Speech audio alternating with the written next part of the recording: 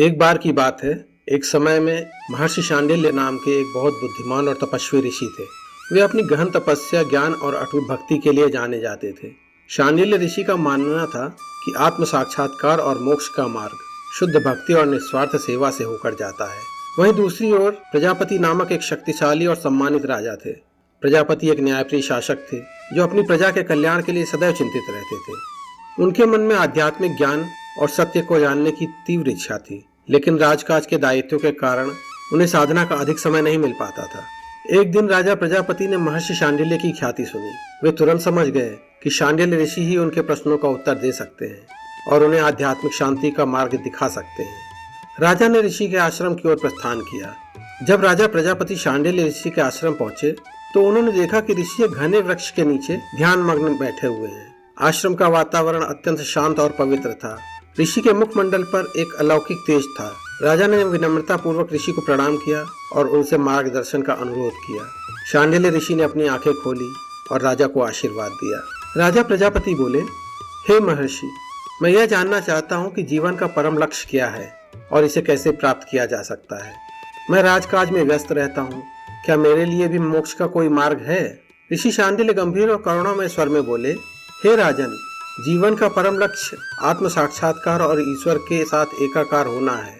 यह केवल तपस्या या राजकाज छोड़ने से नहीं मिलता, बल्कि शुद्ध हृदय, निस्वार्थ कर्म और अटूट भक्ति से प्राप्त होता है।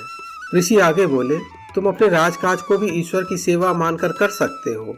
अपने प्रजा के प्रति तुम्हारा प्रेम और उनके कल्याण के लिए तुम्हारे प्रयास ही तुम्हारी सबसे बड़ी तपस्या है। हर कार्य को बिना फल की इच्छा के करो और सभी प्राणियों में ईश्वर का अंश देखो। ऋषि ने आगे कहा, सत्य हमेशा तुम्हारे साथ है, चाहे तुम कहीं भी रहो या कुछ भी करो। यह बाहरी दुनिया में खोजने की वस्तु नहीं है, बल्कि तुम्हारे भीतर ही निवास करता है। शांडिल्य ऋषि ने राजा को समझाया कि ध्यान और आत्मचिंतन के माध्यम से व्यक्ति अपने भीतर के सत्य को कैसे जान सकता है।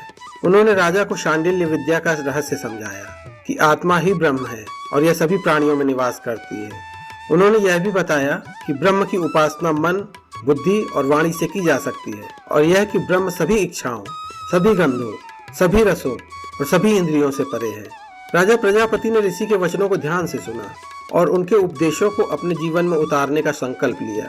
उन्होंने समझ लिया कि सच्चा ज्ञान और मोक्ष बाहरी त्याग में नहीं, बल्कि आंतरिक शुद्धता और अपने कर्तव्यों को ईश्वर के प्रति समर्पित करने के भाव में है।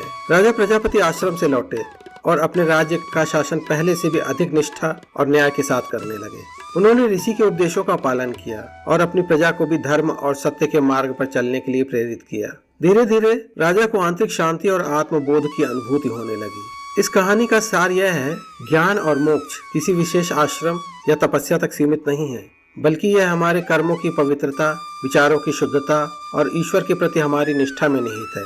चाहे हम राजा हो या सामान्य व्यक्ति, हम सभी अपने कर्तव्यों को निभाते हुए भी आत्मिक उन्नति प्राप्त कर सकते हैं।